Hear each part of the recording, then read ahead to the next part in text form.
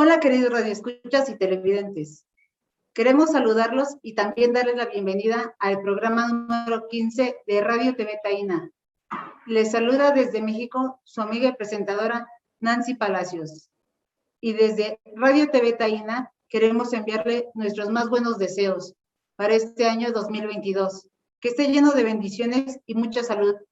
Les enviamos un abrazo fraternal. Los esperamos en nuestras redes sociales con sus pulgares arriba. En Radio TV Taína nos complace en tener a los siguientes invitados. Muy buenas tardes, muy buenas noches a los amigos que nos están escuchando. Bueno, en esta ocasión, en este tema sobre la independencia de Haití, teníamos al compañero Jean-Félix Benoit como ponente, pero las situaciones se nos han presentado difíciles, cuestiones de algunas tormentas en Estados Unidos no han permitido la conexión con el compañero. Y bueno, pues en sustitución de nuestro compañero Jean-Félix Benoit de Haití, estará con nosotros el doctor Ramón O'Neill, y yo acompañándolo aquí a Ramón, haciéndole la primera pregunta a nuestro estimado amigo sobre la independencia de Haití. ¿En qué fecha se da la independencia de Haití y de qué imperio se libera Haití? Por favor, Ramón O'Neill, te cedo la palabra. Gracias, licenciado Caruki. Saludos a todos los oyentes y videntes. Haití se independizó el 2 de enero de 1804 y se independizó del Imperio francés. Fue una independencia producto de un proceso revolucionario que tomó 12 años hasta que culminó en esa fecha, 2 de enero de 1804. Ellos utilizaron alzamientos armados populares y también la guerra de guerrilla. Donde estaba el detalle, vamos a decir, dos elementos fundamentales para que se diera ese proceso. Tenía que ver con el alto grado de maltrato y de sadismo que le aplicaban los blancos esclavistas a los negros haitianos. Porque una cosa que hay que acentuar es que eso fue una revolución de negros esclavos, de mulatos esclavos y de libertos. Porque también tomaron en consideración la Declaración de Derechos Humanos de la Revolución Francesa, si mal no me acuerdo, de 1789, 2 o 3 años antes, porque llegó de una u otra forma de información en donde todos los hombres eran creados iguales, los derechos humanos, y los haitianos preguntaron, ¿y nosotros qué? Pero resulta que el Imperio francés, para los franceses sí aplicó eso, pero para sus colonias y esclavos especialmente no aplicó. El maltrato horroroso que le daba a los blancos franceses colonos a sus esclavos negros eran, por ejemplo, meterlo dentro de un tambo de madera para que le habían pasado muchos clavos amarrado, y por alda o por una colina hacia abajo. Otro, por ejemplo, era latigarlo hasta casi despellejarlo y echarlo encima de un hormiguero. Otro era colgarlos de los pies cabeza abajo hasta que muriesen. No lo veían como seres humanos, sino que lo veían como un instrumento de producción económica. Haití, como le llamaban los taínos, tierra de montañas, tiene un territorio un poquito más de 29,000 kilómetros cuadrados, es un tercio de lo que se conoce como la isla La Española. Los otros 2/3 está la República Dominicana actualmente. Es 3 veces el territorio de Puerto Rico. En su momento, Caruqui fue la colonia de mayor producción en el planeta. Producía más que la propia India para el Imperio Inglés, que el Virreinato de México y del Virreinato del Alto Perú y de Perú para los españoles. 2/3 partes del consumo del azúcar se producía en Haití. También era altamente productivo en café, en tabaco y en íñigo. Esa es la gran diferencia de la revolución haitiana con la norteamericana que le precedió por unos cuantos años. Es que la norteamericana básicamente fue la culminación de un proceso que se había dado de desarrollo industrial burgués. La haitiana trastocó todo un sistema de producción, inclusive una filosofía, porque no únicamente se declararon independientes, la primera república negra en el planeta, sino que también abolieron la esclavitud y se dedicaron a combatir la trata de esclavos a nivel mundial. Sí, así fue, O'Neill. Quisiera solamente rectificar un dato, O'Neill, por ahí, que es con respecto a la fecha. Es exactamente el día 1 de enero, es cuando se conmemora la Así es, independencia de Haití de 1804. así Otra cosa es. que quisiera agregar, O'Neill, es con respecto a que efectivamente fue un estado con un alto grado de producción que fue llamado incluso la perla negra del Caribe. Entonces, eso nos da la visión de cuál era el nivel de importancia que tenía esta isla en su momento, ¿no? Pero, Ramón, quisiera preguntarte otra cosa más al respecto. Ya señalaste por ahí cómo es que las fuerzas de la gente, de los esclavos que se fueron llevados a Haití, son en realidad los que llevaron a cabo esta independencia. Eso es lo trascendente de este movimiento, que fueron grupos de negros en realidad los que llevaron a cabo este movimiento de independencia. ¿Qué podrías agregarnos al respecto, Ramón? Esa es la gran diferencia entre el proceso de independencia de Haití con el proceso de independencia de Sudamérica y también de Centroamérica, incluyendo a México. Aunque México tuvo un ilustre negro como uno de sus dirigentes o dos, a Vicente Guerrero y a José María Pavón, pero era más indígena, más mestizo. Esto eran negros esclavos que se levantaron en armas y combatieron por 12 años al mejor ejército que existía, europeo que existía en el planeta, al ejército francés, inclusive a Napoleón Bonaparte. La primera derrota que sufrió el ejército de Napoleón Bonaparte no la sufrió con ningún país europeo, la sufrió en Haití, porque mandó una expedición creo que de 20,000 franceses invictos, dirigido por su cuñado Leclerc, y allí encontraron las muertes por parte de los haitianos. Entonces eso es una gran diferencia.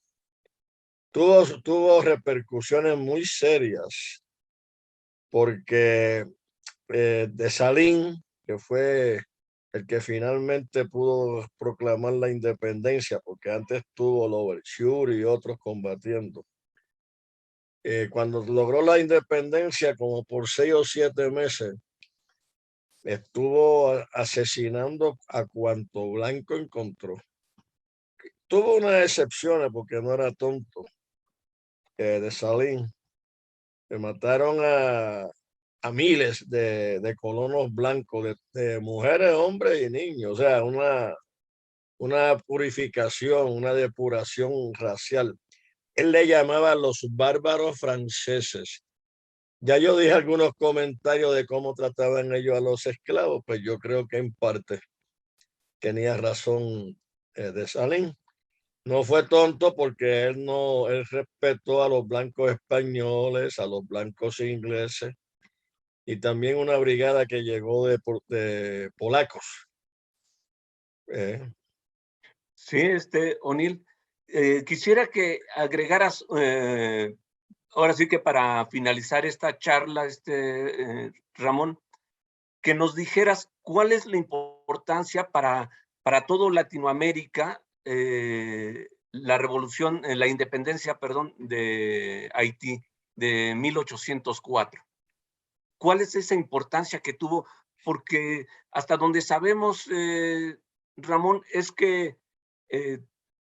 tuvo una serie de consecuencias en otros países, ¿no? De ahí Claro. surgió apoyos haitianos, prestaron gente, barcos, apoyo a Simón Bolívar, etcétera, etcétera, ¿no? Hay una serie de cosas que se desconocen y que sería importante que las pudiera señalar, por favor, Ramón. Bueno, después que se consolidó la independencia de Haití, se dividió en dos partes. Había una parte en el sur que era república dirigida por Alexander Pétion y una en el norte que era un tipo de monarquía de Christopher o Christopher, como se pronuncia en francés. Pero hay un gran detalle también bien importante. Por ejemplo, la zona de la república que dirigía Pétion, cualquier latinoamericano o ser humano que pisara el territorio haitiano se convertía en un hombre libre y en ciudadano de Haití. Eso es lo primero. Lo segundo, ellos no se conformaron con emanciparse, sino que hicieron todo un trabajo internacional muy costoso para impedir la trata negrera y la esclavitud. A nivel internacional financiaron todo ese proceso. Bolívar llegó a Haití en el 1815-1816 derrotado. Alexander Pétion lo recogió, o sea, lo recibió bien. El mulato Pétion le dio hospitalidad al otro mulato, porque Bolívar era mulato. Lo ablancan mucho, pero Bolívar era mulato. Y lo único que le pidió a cambio del apoyo que le dio, que fue tremendo, fue que por donde quiera que fuera su espada libertaria, que también fuera la emancipación de los negros. Simón Bolívar le cumplió. Como vio que había fracasado en el primer intento, en el segundo ya Pétion le añadió al armamento, a las municiones, al dinero en efectivo que le dio.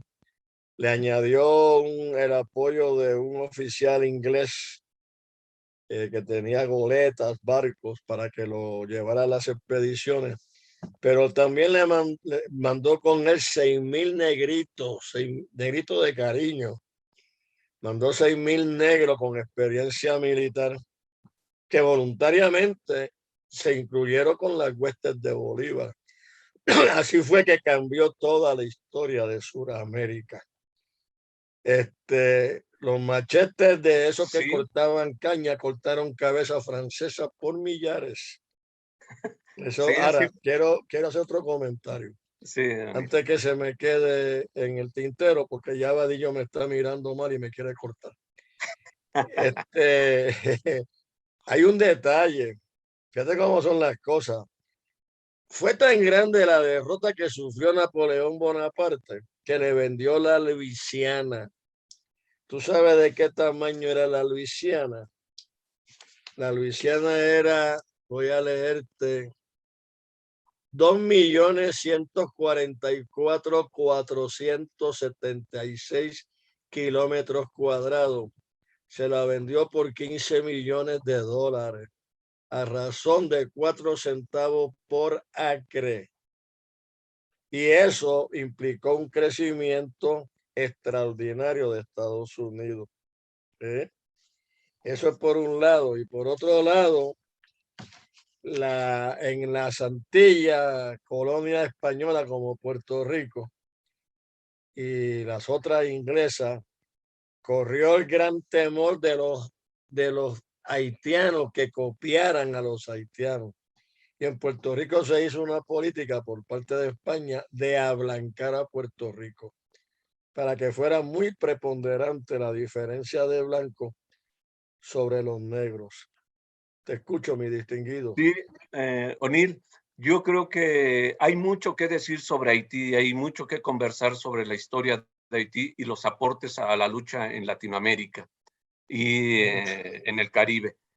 Pero pues el tiempo ya nos ganó y queremos agradecerte, Ramón O'Neill, por tu colaboración en esta exposición sobre la independencia de Haití. Creo que quieres agregar algo. Soy Enrique. Un detallito para Okay. que el público se dé cuenta. Haití tenía 425,000 esclavos. Después de los 12 años de guerra, quedaban 170,000. Más de la mitad de la población negra haitiana murió combatiendo por su independencia.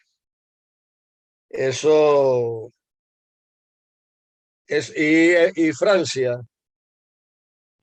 hizo que para poder darle reconocimiento y quitarle el bloqueo, le impuso una indemnización de 150,000 francos oro en el 1816, equivalente actualmente a 21,000 millones de francos oro. Hasta el 1947 pudo Haití pagar esa indemnización, por lo cual no nos debe extrañar la situación que se vive en Haití. Pues te lo agradecemos, Ramón. Créeme que yo creo que vamos a seguir haciendo este tipo de trabajo sobre la historia de Haití, sobre su independencia, sobre su lucha también que se vive en Haití. Y agradecemos a Ramón nuevamente su colaboración. Soy Enrique Caruqui y pues hasta la siguiente cápsula que hagamos sobre Haití. Muchas gracias, Freddy Vadillo en los controles. Hasta luego. Hasta luego. Gracias. Tenemos como ponente al doctor Ramón O'Neill Santos. Él es de Borinquén, es licenciado en Ciencias Políticas, Juris Doctor, cofundador del Comité Amigos de Puerto Rico, con una semblanza sobre Eugenio María Hostos. Saludos. Reciban un saludo de quien se expresa, Ramón O'Neill Santos, quien sustituyó a la doctora Carreño y a la licenciada Talía Carreño, que iban a tocar este tema, pero están afectadas por el COVID, razón por la cual tuve yo que asumir esta tarea. Eugenio María de Hostos Bonilla, conocido como Ciudadano de América. Hostos Bonilla, de padre y madre puertorriqueño, nació en el barrio rural de Río Cañas, del municipio de Mayagüez, en el oeste de Puerto Rico, en el 1839. Sus estudios primarios los hizo en Puerto Rico. Los secundarios y de nivel de bachillerato los hizo en Bilbao, España, para posteriormente empezar a hacer los estudios de Derecho en la Universidad de Madrid. Temprano, 20, 21 años, 22, comenzó a ser miembro del famoso Ateneo de Madrid, España. Y a los 23 años escribió su primera obra literaria, La peregrinación de Bayoán, que con ella cubrió la dinámica colonial imperial de conquista de España sobre las Antillas Mayores en este caso Cuba y Puerto Rico. Participó abiertamente en pro de un cambio dentro de España siendo muy joven, lo cual lo obligó a asilarse en Francia por la persecución española. La revolución triunfó y le ofrecieron ser el gobernador de Cataluña, lo que implica que Hosto debió de saber catalán. Oferta que rechazó porque tenía el compromiso de la independencia de Puerto Rico y de Cuba, que ya se había dado el movimiento en Puerto Rico el 23 de septiembre de 1868, conocido por el Grito de Lares, seguido 10 días después por el Grito de Yara en Cuba. Él en el Ateneo de Madrid solicitó la independencia de Cuba y de Puerto Rico. Los ateneístas, compañeros, se negaron y él expresó esto que nos dejó como legado. Señores, las colonias españolas están hoy en un momento crítico, dijo Hosto, víctimas de un despotismo tradicional una y mil veces engañadas. Sí, señores, lo repito, engañadas. No pueden, no deben seguir sometidas a la unidad absurda que le ha impedido ser lo que tienen que ser. España no ha cumplido en América los fines que debió cumplir. Y le dijo, y en donde no cabe mi patria, no quepo yo, y se salió del Ateneo. De ahí Hosto viajó a Nueva York para intentar por las armas la independencia de su patria. En Nueva York dirigió el periódico Revolución, órgano informativo de los exiliados antillanos, cubanos y puertorriqueños. En el 1871 comienza Hosto su peregrinaje por toda Hispanoamérica para trabajar por la educación de los pueblos y en pro de la independencia de Puerto Rico y de Cuba. De ahí pasa a Perú y en Perú funda el periódico La Patria. De Perú pasa a Chile y publica su segunda edición de la peregrinación de Bayoán y dicta sus famosas conferencias sobre el derecho de la educación científica de la mujer. Hay que recordar que a la mujer en aquel entonces no se le reconocía el derecho a estudiar, más que artes manuales, bordado, tejido, cocina, cositas de esas. Y su famoso ensayo crítico sobre la obra Hamlet inglesa. De ahí va a la nación de O'Higgins, de la nación de O'Higgins se va para Argentina.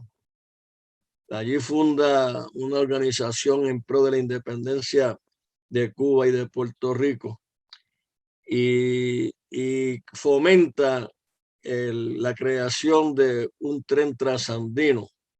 La primera máquina que cruzó, la máquina férrea, o sea, ferrocarril que cruzó los Andes, llevó su nombre. Entonces de ahí de Argentina se va para Brasil. En el 75 viaja a Estados Unidos, a Boston. Se incluye en una brigada militar como miembro de esa expedición que dirigía el general Francisco Aguilar, que pretendía llevarla a Cuba. No llegaron porque el buque se hundió. Por poco pierde la vida ahí el boricua. De ahí se va para la República Dominicana para preparar una expedición armada para Puerto Rico con el apoyo del general dominicano Luperón. De la República Dominicana viaja a Venezuela, allí conoce a su futura esposa Belinda Otilia de Ayala, siendo su padrino de boda la poetisa Lola Rodríguez de Tío y el general Antonio Maceo Grajales, cubano o venezolano. Se va a radicar posteriormente a la República Dominicana y allí hace una labor pedagógica extraordinaria. Le crea la Escuela Normal Preparatoria y da las cátedras siguientes. El antillano da Derecho Constitucional, Penal, Internacional y de Economía Política. O sea que ya Hostos vinculaba la política y la economía. Escribe los libros de texto para sus materias: Tratado de Lógica, la Geografía Política e Historia, Lecciones del Derecho Constitucional, la Moral Social, en donde se fundamentaba su filosofía, y nociones de astronomía. De ahí viaja a solicitud del presidente chileno a Chile y se ocupa del Liceo Miguel Luis Amindastegui, donde puso en práctica sus ideas pedagógicas con relación a la mujer. Ahí, en cuestión de 5 años, escribe La Reforma de la Enseñanza del Derecho, Gramática General, Crisis Constitucional de Chile, Lecciones de Geografía Física, Prolegómenos de Ciencia de la Historia, Quisqueya, su sociedad y algunos de sus hijos, Gramática Castellana, Geografía Evolutiva, tercera y cuarta parte, Prolegómenos de Psicología, ya estaba incluyendo la psicología, Ensayo sobre la historia de la lengua castellana, historia de la civilización antigua y las nociones de historia de la Edad Media. Ese era el conocimiento de Hostos. En ese momento surge en el 95 la guerra necesaria y nos nombran agente diplomático en Chile con jurisdicción en todo Sudamérica. Lo mismo que habían hecho anteriormente con Betance, Ramón Betance de Puerto Rico, en París, Francia, con jurisdicción en toda Europa. Él llega a Nueva York porque sabía que se acercaba a la independencia, pero se encuentra con la sorpresa que ya se acercaba a Puerto Rico una invasión militar por parte del general Nelson Amay, luego de haber conquistado a Cuba. Miles, que gozaba de la mala fama de haber sido un asesino de los Apache. Entonces funda la Liga de los Patriotas Puertorriqueños, va y se presenta ante el presidente William McKinley y le demanda abiertamente la independencia de Puerto Rico. William McKinley nunca se había enfrentado con un antillano que fuera con esos calibres y lo nombró, lo calificó como el arrogante antillano.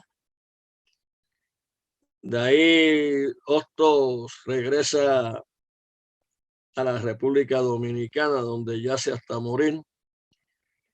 Y parte de las aportaciones de Hostos, especialmente para que las féminas lo sepan, como pedagogo, que fue el primero que reconoció el derecho de la mujer a estudios formales. Fue el primero que estableció que ambos sexos participaran en el mismo salón de clase. Fue el primer pedagogo que reconoció e implementó el derecho de la mujer a estudiar las mismas carreras que los varones. Y fue el primer pedagogo que estableció la sociología y psicología como materia de estudio. Con esto voy terminando.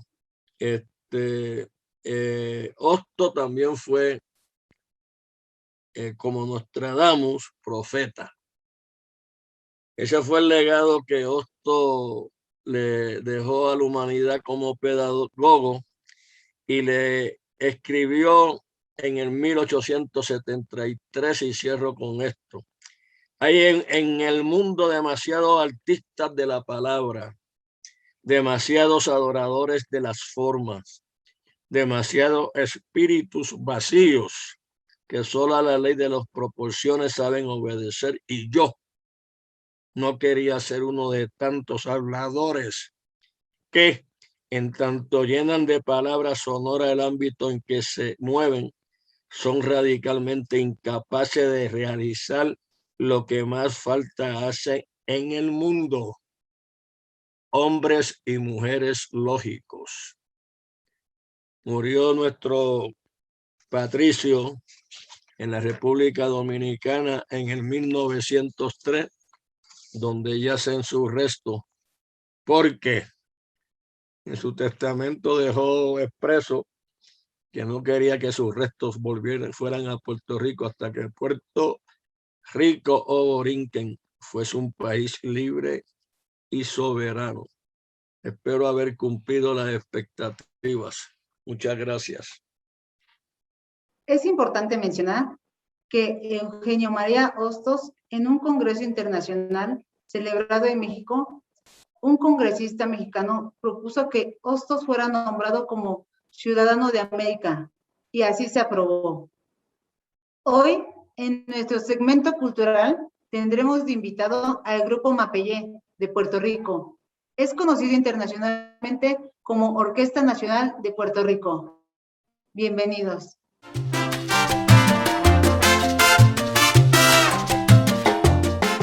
Tony, por favor, platícanos, dinos desde cuándo tiene vida el grupo Mapellé.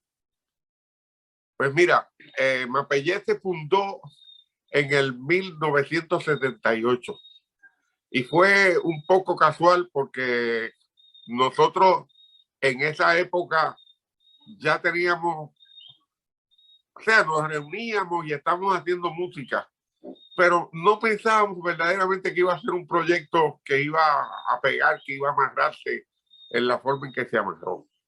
Y entonces así las cosas, íbamos a distintas actividades hasta que por primera vez nos contrataron para hacer una actividad donde íbamos a cobrar dinero. Y entonces obviamente preparamos muy bien el trabajo que íbamos a hacer y le gustó muchísimo a la gente. Pero da la casualidad de que la persona que nos llevó, que fue la que se encargó de hacer la presentación, hizo una presentación muy linda, pero se le olvidó preguntarnos a nosotros cómo era que se llamaba el grupo y nosotros no le teníamos nombre al grupo. Así que cuando nos pregunta así un poquito, oye, ¿cuál es el nombre del grupo? Después que he dicho todo esto, tengo que ahora, pues le dije, no sé, y ya ella estaba allí. Así que nos bautizó como Mapellé. Y desde entonces seguimos llamándonos Mapellé. Mapellé es una forma musical que se utiliza para cantar décimas. Es de las últimas formas musicales, o vamos a decir, de las más jóvenes que se integran a la tradición del folclore de la música campesina nuestra. Y entonces, mucha gente nos dice que es la contracción de una expresión popular que significa hermano Pedro o hermano Pellé, porque a los Pedro nosotros le decimos de apodo Pellé, y a veces al hermano, como ustedes los mexicanos que dicen hermano, manito, pues nosotros a veces más y lo dejamos ahí, no lo añadimos. Y entonces a veces por decirle hermano Pedro o hermano Pellé o manito Pellé, pues le decimos más Pellé. Y entonces esta es una explicación para el nombre de ese estilo musical. Una contracción de una expresión popular que significa hermano Pedro. Pero también dicen que el que la creó, el que la popularizó en el pueblo de Gurabo, pues la gente le decía más Pellé, era de apellido, se llamaba Pedro y le decían Pellé también. Y cada vez que le cantaba la gente le gustaba y le decía más Pellé, más Pellé. Así que te doy las dos versiones. Yo estoy más de acuerdo con la primera versión. ¿Por qué? Porque el mapellé es una forma musical que utiliza la cadencia andaluza. Desde el 78 para acá, el grupo se ha mantenido trabajando ininterrumpidamente y ha sido, vamos a decir, una especie de taller de trabajo. Y nos dimos a la tarea de investigar un poquito sobre la música, sobre los géneros, rescatarlos, empezar a grabarlos y empezar a darle unos contenidos distintos, porque antes pues se le cantaba mucho a la floresta, a la campiña y a la belleza de las jíbaras y todo ese tipo de cosas que me parece que es bien importante que se haga, pero se hablaba poco de las luchas y de las historias que habían en todas esas luchas y de los héroes. Y entonces empezamos, porque tuvimos la gran suerte de conocer personalmente a Juan Antonio Correa, de establecer una amistad con él. Y entonces muchos de sus textos empezamos a incorporarlos. Y después, claro, eran textos muy combativos, porque la última etapa de Correger poéticamente y literaria fue una etapa muy combativa, de mucho contenido, de mucho fervor patriótico, de lucha, era un trabajo que incitaba, quería movernos, ese fervor de amor y de lucha por la patria. Y entonces, claro, coincidió también con otros eventos, ¿verdad? Porque ya en el 80 se dan los arrestos en Illinois, se arrestan 11 patriotas puertorriqueños, se da un proceso donde los acusan por conspiración sediciosa, y ahí está después, creo que al otro año cae Oscar también, como uno de Oscar López Rivera, que salió hace ya unos cuantos años. Y entonces, pues, en todas estas campañas, junto a Correger, junto a otra serie de compañeros y de distintos movimientos, ¿verdad? Nos dimos a la tarea de apoyarla, sensibilizar, y íbamos a distintos eventos donde se trataba de sensibilizar y mover opinión pública a favor de la excarcelación de los compañeros. Sí, Tony, en realidad esa era parte de nuestra segunda pregunta, Tony. Era saber cómo es que Mapellé sabía, nosotros conocemos a Mapellé ya en esa faceta donde se empieza a integrar en la lucha, en el movimiento de resistencia, en lucha por la independencia de Puerto Rico, que ya empezaste a señalar muchos de los aspectos en los cuales Mapellé se fue envolviendo, se fue desarrollando su trabajo, que eso le da obviamente un sello político al trabajo de Mapellé. Y que quisiera que agregaras algo más al respecto, Tony, al respecto de, en este momento, estamos hablando ya de varias décadas de esos momentos, ¿no? Estamos hablando de los 70s, 80s. Y bueno, sería importante para nosotros saber dónde se encuentra Mapellé o cuál es la perspectiva de Mapellé en este trabajo de lucha, de resistencia, de fortalecer esas raíces culturales, Tony. Pues fíjate, nosotros nos hemos mantenido constantes en ese trabajo. O sea, ya bien sea en la lucha por la independencia de Puerto Rico, ¿verdad? En forma individual como en forma colectiva, ¿verdad? Como grupo también hemos estado apoyando los distintos esfuerzos que a veces se hacen aquí y fuera del país. También en el aspecto de las diferentes luchas que se dan en la comunidad, las luchas obreras inclusive, pues nos hemos mantenido, ¿verdad? Colaborando en la medida de nuestras posibilidades con los distintos grupos, ¿verdad? Grupos obreros, con los distintos sectores de la comunidad, porque todavía hay muchas luchas, a veces son luchas pequeñas, pero son luchas muy importantes. O sea, y dentro de esto nos hemos dado cuenta también de que el pueblo a veces se manifiestan una serie de contradicciones y tú no puedes estar peleando con estas contradicciones porque muchos de ellos no las entienden ni por qué se contradicen. Y entonces, en la medida en que uno pueda, uno tiene que tratar de ser solidario también con las luchas de la comunidad, que a veces no son luchas que importan a los que de verdaderamente debieran resolver esta problemática, ¿verdad?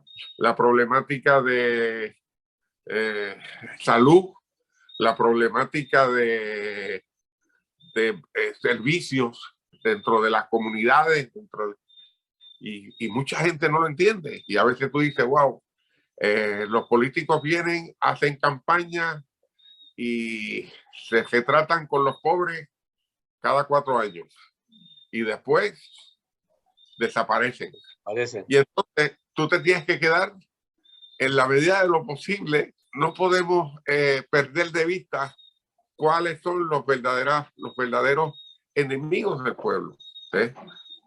La ignorancia es un enemigo del pueblo.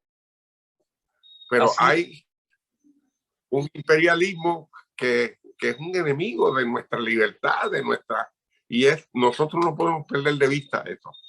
Muy Y en bien. la medida de lo posible tenemos que apoyar estas iniciativas comunitarias y en la medida de lo posible tratar de que ellos puedan ver un poco más sin ajorar la cosa y seguir haciendo el trabajo que estamos llamados a realizar, ¿no? Sí, Como nosotros tenemos el refrán que dice a Dios rogando y con el mazo dando, ¿no? muy bien, sí, Tony. Pues créeme que quiero agregar una cosa, Tony. Quiero señalarle a la gente que nos está escuchando, que nos está viendo, que en el mes de abril es muy probable que el grupo Mapellé esté con nosotros y algunos otros elenco más de música puertorriqueña se encuentren aquí en México. Y bueno, pues no queda otra cosa más que agradecerte, Tony, el haber participado en esta pequeña entrevista a tu grupo, al trabajo que han venido realizando durante décadas. Aquí sí podemos hablar de décadas. Y bueno, es un trabajo de lucha que se han comprometido con su pueblo. Y bueno, pues qué agasajo será tener aquí al grupo Mapellé en México y que ya estaremos escuchándolos y saludándonos en vivo. Y bueno, pues ¿alguna cosa que quieras agregar, Tony? Pues mira, para nosotros va a ser un honor enorme poder estar con ustedes. México para nosotros es algo muy especial. Yo particularmente tengo muy buenos amigos mexicanos y sigo ganando. Ahora los tengo ustedes que no los conocía, ¿verdad? Y que los agrego a ese listado de amigos entrañables y de compañeros que siempre han apoyado nuestras luchas.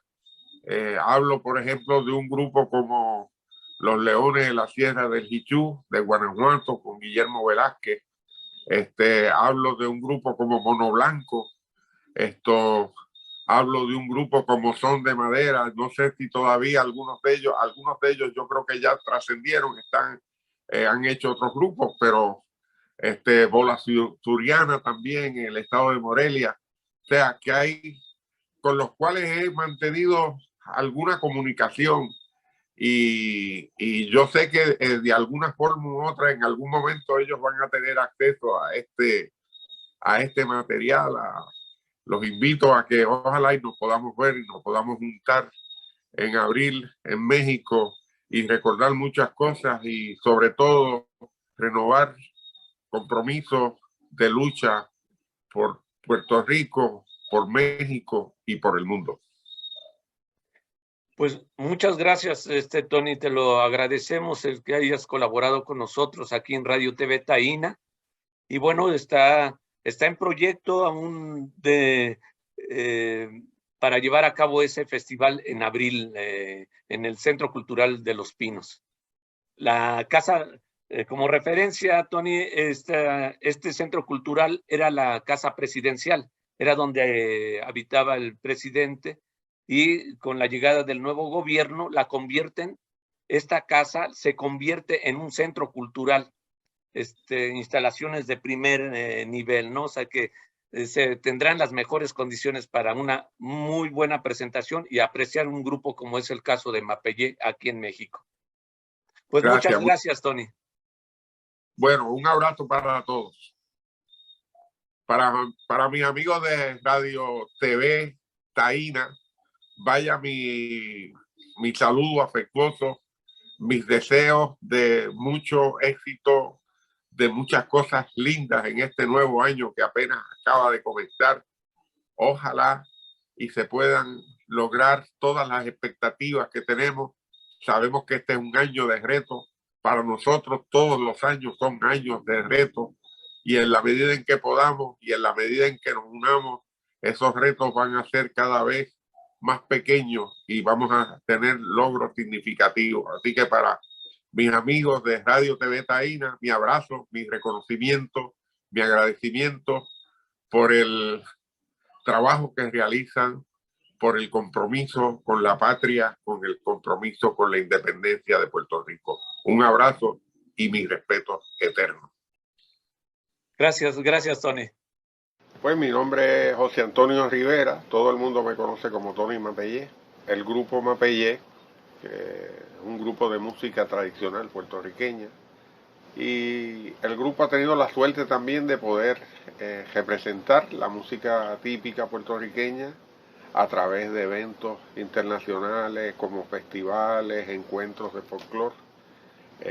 Cada vez el trabajo nos plantea más retos, ¿verdad? Y más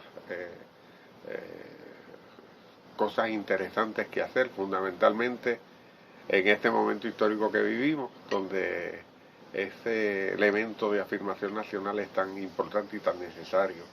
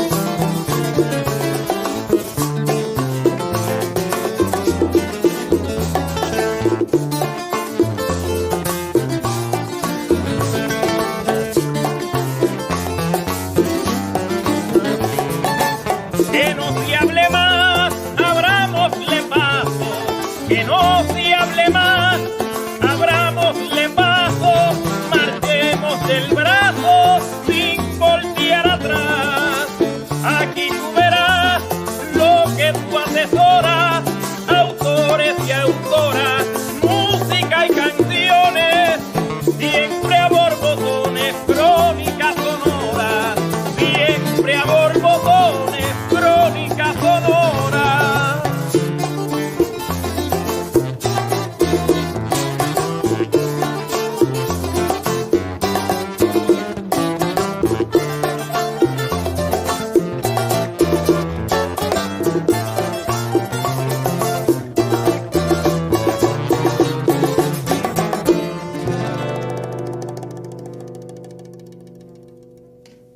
Contamos con la presencia del licenciado José Luis Fernández Pagán. Él es de Puerto Rico. Es miembro de la Comisión de Relaciones Exteriores del Partido Independentista Puertorriqueño. Nos da mucho gusto contar con su presencia. Cuéntenos, ¿cómo interpretó el pueblo de Puerto Rico la intervención militar de Estados Unidos de 1898? Nancy, un saludo patriótico a toda la audiencia de Radio TV Taína. El tema que hoy nos ocupa es Puerto Rico, su lucha contra la represión yanqui. En este programa voy a cubrir el periodo de 1898 hasta el 1960. En uno próximo cubriré el periodo de 1960 hasta el 2022. Primero que nada, quiero citar del libro La lucha por la independencia de Puerto Rico de Antonio Correa la siguiente expresión: la revolución es, pues, la culminación de un proceso histórico. La tendencia revolucionaria, por ello mismo, va marcando con su crecimiento el adelanto de ese proceso. Puerto Rico es, como lo son todas las naciones, una nación formada bajo la mano del imperialismo. Y es bajo este contexto histórico que tenemos que analizar la condición actual que vivimos, más de 526 años de coloniaje. Primero las capitulaciones de Santa Fe bajo la corona española y luego el Tratado de París de 1898 con la ocupación militar de Estados Unidos. Estados Unidos para aquel entonces era una nación joven que se liberó de la corona inglesa y bajo la doctrina del destino manifiesto y la doctrina Monroe crea sus bases ideológicas de moral y ejecución para expandir su territorio. El destino manifiesto es una frase que se acuña por primera vez en 1845 por el periodista John O'Sullivan en un artículo que publicó en la revista Democratic Review, y publicó en ese artículo el apoyo que le estaba dando para que Texas pasase a formar parte de los Estados Unidos. La doctrina del destino manifiesto expresa la creencia de que los Estados Unidos es una nación elegida y destinada a expandirse desde las costas del Atlántico hasta el Pacífico. Se puede atribuir al destino manifiesto la compra de Florida a España, la anexión de Estados Unidos de más de la mitad del territorio de México, tal como Texas, California, Nuevo México, Nevada y todos los territorios al norte del Río Grande, como consecuencia de la guerra entre Estados Unidos y México, así como la compra de Gadsden de 1853. El destino manifiesto le juraba a Estados Unidos una expansión geográfica sobre Centroamérica y el Caribe, para la cual era preciso esperar el momento oportuno, tal como fue la guerra contra España y eventualmente la construcción del canal de Panamá. Por otro lado, la doctrina Monroe. Esa consideró cualquier intervención europea en los territorios de los países americanos como un agravio directo a los Estados Unidos, que ameritaba una respuesta inmediata y contundente. En un mensaje al Congreso en diciembre de 1823, Monroe, el presidente de los Estados Unidos, afirmó que no toleraría la intervención europea en el hemisferio occidental. La doctrina Monroe fue el gran legado de James Monroe y aún forma parte de la política exterior de los Estados Unidos. La consecuencia más importante fue la creación del postulado América para los americanos. Bajo esta filosofía expansionista de los Estados Unidos, sumada a la revolución industrial, la búsqueda de nuevas rutas mercantiles y el establecimiento de bases militares es que Estados Unidos compró territorio o desplazó de los mismos a sus habitantes, tal como lo hizo con México, los nativos norteamericanos, y le declaró la guerra a España en 1898. Hubo grupos de puertorriqueños que se reunieron con congresistas de Estados Unidos solicitándoles que invadieran a Puerto Rico como medida de salir del dominio español. Por eso, el 12 de mayo de 1898, bombardearon la ciudad de San Juan, y el 25 de julio de 1898, cuando su marina entró por el pueblo de Guánica, no encontraron resistencia. Pero no fue hasta el 12 de agosto de 1898 que tuvo lugar la batalla de Asomante en el pueblo de Aguinito, el último combate entre las tropas americanas y españolas en Puerto Rico. Allí encontraron resistencia, y de no haber sido por la rendición de la corona española, quién sabe si la historia hubiera tomado otro giro. A partir del Tratado de París de 1898, los puertorriqueños se sintieron frustrados con los Estados Unidos, ya que estos desplegaron toda su fuerza militar, sustituyendo el régimen colonial de España por el de los Estados Unidos. Bien dijo Ramón Emeterio Betances, yo no quiero colonia ni con España ni con los Estados Unidos. Licenciado Fernández, ¿qué medidas adoptó Estados Unidos que el pueblo puertorriqueño consideró actos de agresión? ¿Qué el pueblo puertorriqueño consideró como actos de agresión? Se las voy a enumerar. Se implantó un régimen de gobierno militar. Se implantó la ley Foraker y la ley Jones. Se devaluó la moneda puertorriqueña a un 60%, causando una crisis económica en el país y pérdida de propiedades. Se impone la moneda norteamericana. Se impone la ley de 500 acres. Se impone un sistema de monocultivo de la industria de la caña. Se impone el inglés como idioma oficial de la isla. Se crea la ley de la mordaza. Es decir, con esa ley tú no podías hablar de un Puerto Rico libre y mucho menos levantar una bandera puertorriqueña. Comienza un esquema de inteligencia militar contra líderes independentistas y nacionalistas. Ahí surge la masacre de Río Piedra, que es resultado de una huelga de la industria de la caña, y se masacran estudiantes de la Universidad de Puerto Rico. Se crea la masacre de Ponce, el encarcelamiento de líderes tales como don Pedro Albizu Campos y entre otros. Se impone la ciudadanía norteamericana. Se impone el servicio militar obligatorio para que los puertorriqueños participaran en la Primera Guerra Mundial y en la Segunda Guerra Mundial. Se establecen bases militares y prácticas con armas vivas en las islas municipios de Vieques y Culebra, cuya rentabilidad de las mismas a otras potencias militares como de otras naciones le generaban 80 millones de dólares anuales. Y no se diga el efecto de contaminación y salud entre los habitantes de Vieques y Culebra. Se impone la ley de cabotaje, que acrecenta el costo de vida entre los puertorriqueños. Pasado la Segunda Guerra Mundial, ante la ONU se saca a Puerto Rico del listado del pueblo colonizado, bajo el pretexto de que con la ley 600, la creación de un Estado libre asociado y su constitución, ellos cumplieron con el requisito de un pueblo con su propio gobierno y autodeterminación. Nancy, medidas como esta crearon el descontento del pueblo, pobreza y, sin embargo, hubo una reafirmación del sentimiento nacional puertorriqueño. Licenciado Fernández, ¿qué acciones toma el movimiento nacionalista para contrarrestar los actos represivos de Estados Unidos contra Puerto Rico?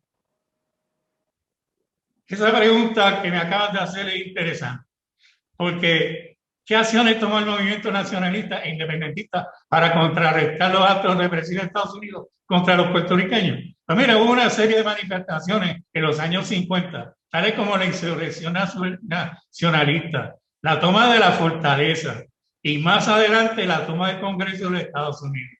Nancy, estas manifestaciones iban dirigidas a llamar la atención ante la comunidad mundial de que Puerto Rico continuaba siendo una colonia de Estados Unidos y el Estado Libre Asociado era una falsa. Agradezco por su participación al licenciado José Luis Fernández Pagán. Los queremos invitar a la segunda parte de este tema en nuestro siguiente programa de Radio TV Taína. Contamos con la presencia del antropólogo Rodrigo Lucena Delgado. Él es ex consejero político de la Embajada de Venezuela en México. Bienvenido. ¿Qué ocurrió en el estado de Barinas en las recientes elecciones estatales en Venezuela? Sí, muy cierto y muy elocuente tu pregunta, Nancy.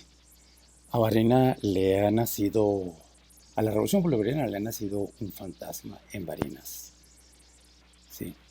Antes de responder tu pregunta, deseo extenderle un saludo a los teleoyentes de Radio Taína y desearle un feliz año.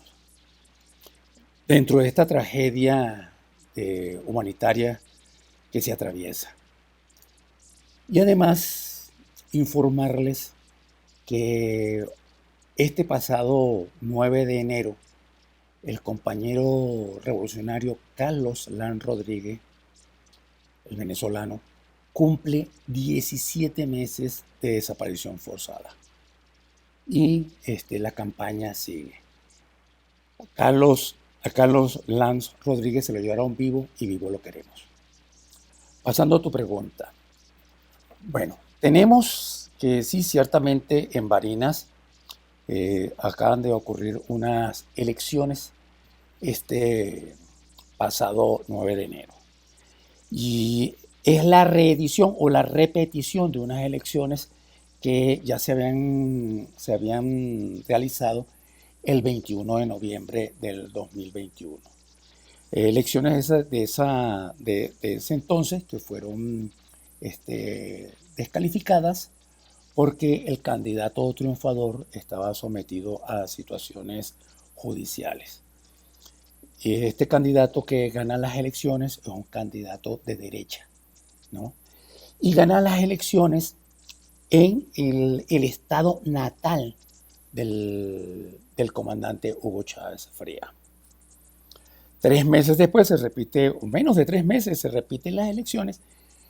Se mete un candidato, el Partido Socialista Unificado de Venezuela, el partido oficialista, mete un candidato, o sea, buscando que a través de la figura del hombre de renombre pueda repuntar la reversa que sufrió en Barinas. Sin embargo, no pudo. Se han oído una serie de excusas, una serie de escritos dando explicaciones que la verdad no nos llevan a encontrar la contradicción fundamental del fenómeno, ¿no? Se discute sobre la base del resultado. El resultado no es el fenómeno.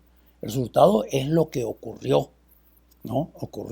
Cómo se manifestó el fenómeno. Eso no nos va a solucionar el problema. Tenemos que ir más allá. Bueno, la cuestión que en la pérdida de Barinas es muy significativa y por eso digo que es elocuente tu pregunta sobre la cuestión del fantasma.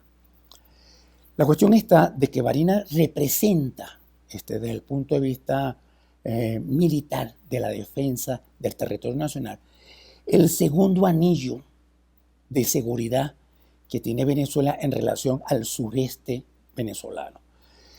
Una parte del sureste que su condición geográfica y topográfica es aunado a una condición de corredor cultural que tiene con Colombia, hace pues de que la zona sea más frágil para las acciones de sabotaje, de inserción de tropas y de comandos de sabotaje provenientes de Colombia y acompañados por los consejos y las estrategias del Comando Sur en su guerra híbrida en contra de Venezuela.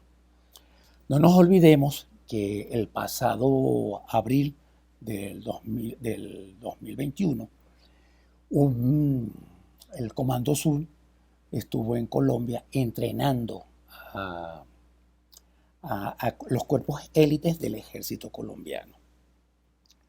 Ese entrenamiento, a su vez, produjo casi inmediato, poco tiempo después, ocurrió las penetraciones ilegales de comandos por el lado del Apure, ¿no? Que hace colindancia con Colombia. Y yo les decía de que es un corredor cultural porque hay una toma pacífica de la frontera por parte de Colombia en esa zona. Esa toma pacífica de la frontera ha permitido, mucho antes de, estamos hablando 50, 60 años, que haya un contrabando de mercancías. Antes eran pocas, insignificativas, vamos a decirlo así, pero en la medida de que estos asentamientos humanos empezaron a ser bases logísticas de almacenamiento para la contra colombiana,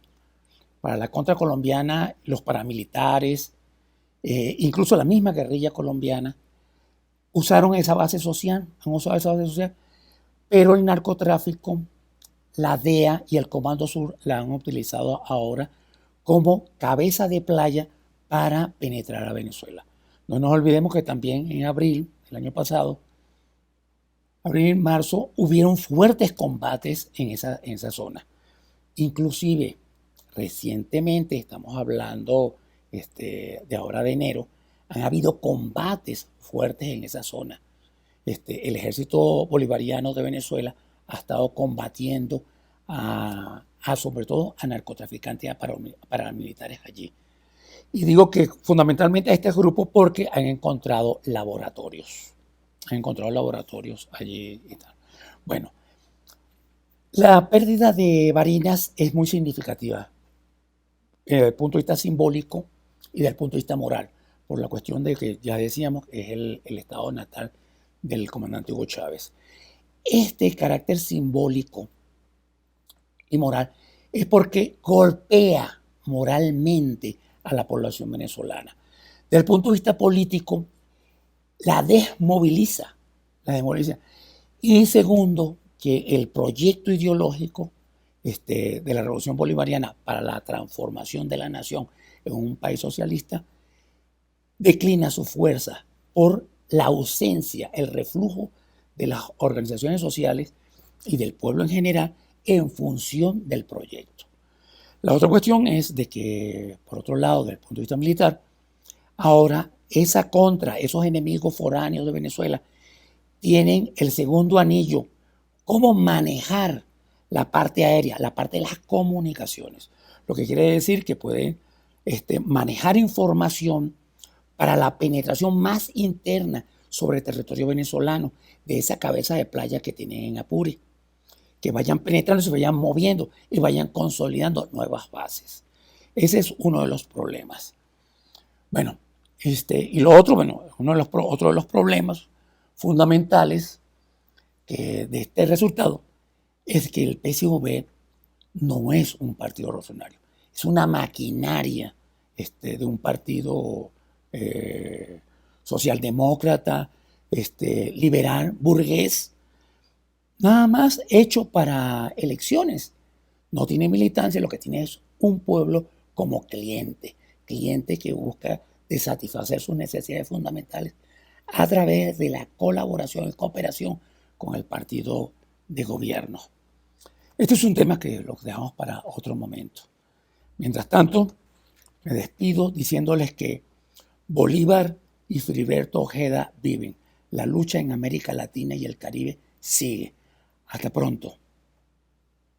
Agradezco al licenciado Rodrigo Lucena por su participación. Los invitamos a que nos busquen en redes sociales como Radio TV Taína. Si les gustó el programa, no olviden darnos un like, además de activar notificaciones. Agradezco en la producción, técnica y edición a Freddy Vadillo. En la producción ejecutiva, a Juan Antonio Papo Castillo Osmortem, a Lourdes García, a Rodrigo Lucena, a Enrique Caruqui, a Freddy Vadillo y a Ramón O'Neill. En el diseño gráfico, a Anita Avilés. Esperamos sus comentarios, escríbanos en nuestras redes sociales. También me gustaría invitarlos a comunicarse con nosotros a los siguientes números telefónicos. Que pasen un excelente día. Se despide de ustedes su amiga y presentadora Nancy Palacios Ortega.